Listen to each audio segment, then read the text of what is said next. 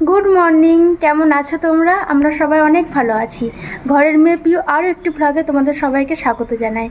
तो आजके सकाल रविवार, तो एखन ओई बाजे सकाल 10टा 28। तो एखन बाजे 10टा 28 रविवार। तो रविवार बोले आज के एत ताड़ाताड़ी माने आमादेर घुम भेंगेছে, মানে আমাদের বলতে গেলে কি আমার মানে লেটে আজকে ঘুম থেকে উঠেছি। বর উঠেছে অনেক সকালে, ও উঠে একটু কাজের সাইডে গেছিল, গিয়ে একটু দরকার ছিল, ওগুলো একটু করে এসেছে। তারপর আসার সময় মানে একটুখানি মাটন নিয়ে এসেছে। তো তোমাদের সঙ্গে পুরো দিনের ভিডিও আমি সেরকমভাবে শেয়ার করতে পারি না, মানে ক্যামেরা ধরার লোক থাকে না, ওই কারণে আর কি স্ট্যান্ড দিয়ে আমার ভালোও লাগে না ওইভাবে ভিডিও করতে। তো আজকে যেহেতু বর আছে তাই আজকে ভাবছি যে আজকে পুরো দিনের ভিডিওটা তোমাদের সঙ্গে শেয়ার করব। তো চলো দেখতে থাকো আমি সারাদিন কি করি। তো এই যে চা সকালবেলাতে উঠে আগে চাটা বসিয়ে দিয়েছি। তো চাটা করে তারপরে আমি যাব ঘরের কাজ সারতে, চাটা খাওয়ার পর আর কি। আর আমার বরমশাই মানে মাটনটা রান্না করবে, তো ওর খুব সুন্দর রান্না করে, তো ওকে দিয়েছি আজকে রান্না করার দায়িত্ব। আর আমি ঘরের কাজ করবো আর কি, মানে বিছানা টিছানা পরিষ্কার করা, ঘর দর পরিষ্কার করা, ওইসব কাজগুলো আমি করবো। তো সবার আগে চাটা খেয়ে নিই দুজনে। চা হয়ে গেছে। তো এই যে, আর এই কাপগুলো কত সুন্দর না, মাটির মানে মাটির একটা কাপের মতো, কি সুন্দর। কিন্তু এটা মাটির না, এটা হচ্ছে চীনা মাটির কাপ। তো এই কাপগুলো মা দিয়েছিল আমাকে, এবার যখন কলকাতা গেছিলাম দুটো দিয়েছে দুইজনে চা খাওয়ার জন্য। আরও দিচ্ছিল কিন্তু আমি দুটোই নিয়েছি, এত জিনিস নিইনি যে আসার সময় ভেঙে ঠেঙে যাবে কিনা। তো কাপগুলো অনেক সুন্দর। আজকে ভাবছি এই কাপটাতেই চা খাই দুজনে, যেহেতু দুজনে একসঙ্গে চা খাচ্ছি আর কি। তো চাটা খেয়ে তারপর তোমাদের সঙ্গে দেখা করছি।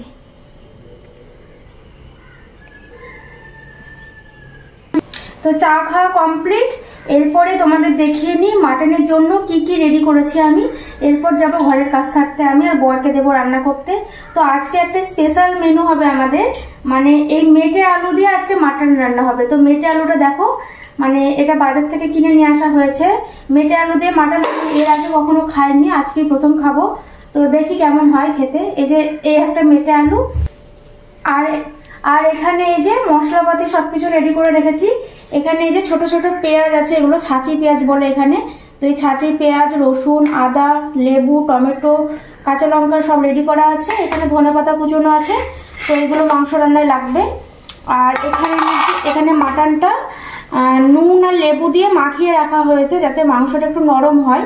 তো এটা ভালো করে ধুয়ে এরপরে এটা রান্না হবে। আর আলুটা কাটা হয়নি, আলুটা এরপরে কাটা হবে। তো মাংস রান্নাটাও তোমাদের সঙ্গে শেয়ার করবো কিভাবে কি করে আমার বর।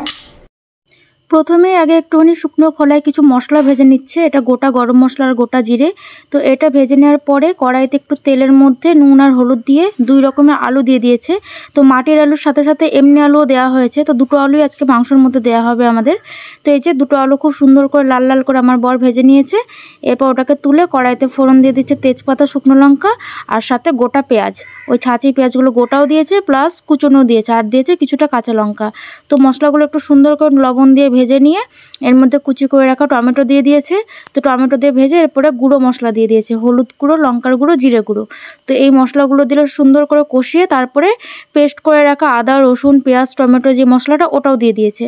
তো ওটা দেওয়ার পরে সুন্দর করে মশলাটাকে কষিয়ে রেখে তারপর ধুয়ে রাখা যে মাটনটা ওটাও দিয়ে দিয়েছে। এরপর সুন্দর করে মাংসটাকে যত কষাবে তত টেস্ট হবে। তোমাদেরকে আমি প্রত্যেক রান্নাতেই বলি যে প্রত্যেকটা রান্না যত কষাবে ততই টেস্ট হবে। তো আমার বর খুব সুন্দর করে কষিয়ে নিয়েছে।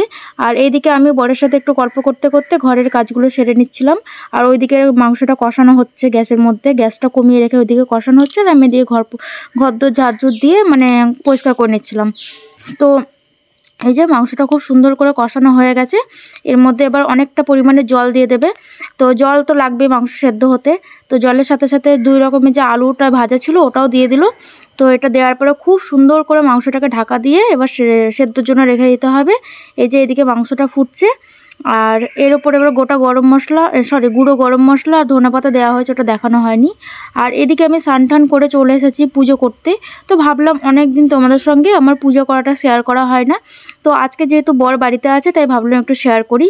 তো রোজকার মতো আজকে আবারও চলে এসেছি আমি পুজো করতে। আর ওইদিকে মাংস রান্না হচ্ছে, বরের এখনও স্নান করা হয়নি, ও স্নান করবে একটু পরে, আমি পুজোটা করে নিই তারপরে। তো সকাল থেকে সেই চা আর বিস্কুট খেয়ে আছে, এখনও দুজনে কিছু খায়নি। তো ভালোই খিদে পেয়েছে। তো তাড়াতাড়ি রান্নাবান্না হয়ে গিয়ে তারপরে খাওয়া দাওয়ার ব্যবস্থা করতে হবে। তো আগে পুজোটা করে নিই সুন্দর করে। তো পেয়েছি 2টো ফুল আর তুলসী পাতা, তো অনেক তুলসী পাতা তো এখানে অনেক পাওয়া যায়, আর পেয়েছি 2টো মাত্র ফুল। তো ওই ফুল 2টো দিয়ে সুন্দর করে একটু পুজো দিয়ে দিচ্ছি। তো আমি প্রত্যেকটা থালা গ্লাসে তুলসী পাতা দিই, আর প্রত্যেকটা ঠাকুরের চরণে দিই তুলসী পাতা। আর ওই পাশে আমি একটা শঙ্খর জন্য দেখো তুলসী পাতা রেখে দিলাম, তো ওটা আমি শঙ্খর ওপরে দিই ওই কারণে।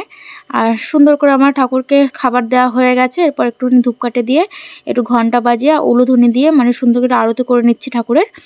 আর সাথে আমার ওই পাশে আমার শাশুড়ি মায়ের ছবি আছে, সেখানেও একটুখানি দেখিয়ে নিচ্ছি ওই যে দরজার মাথায়। আর ওইদিকে আমার মায়াপুর থেকে নিয়ে আসা রাধাকৃষ্ণ প্লাস ওই মাথার ওপরে একটা ঠাকুর আছে, ওটাকেও একটু দেখিয়ে নিলাম গোটা বাড়ি ঘরে দিয়ে, একটু শঙ্খ বাজিয়ে নিলাম, ব্যাস পুজো আমার কমপ্লিট, প্রণাম করে চলে যাব। আর এদিকে রান্না বান্নাও পুরোপুরি কমপ্লিট। তো দেখো মাটনের কালারটা কি সুন্দর এসেছে না, খুব সুন্দর এসেছে লুকটা। তো এবার দুজনে মিলে খাওয়া দাওয়া করে নেব।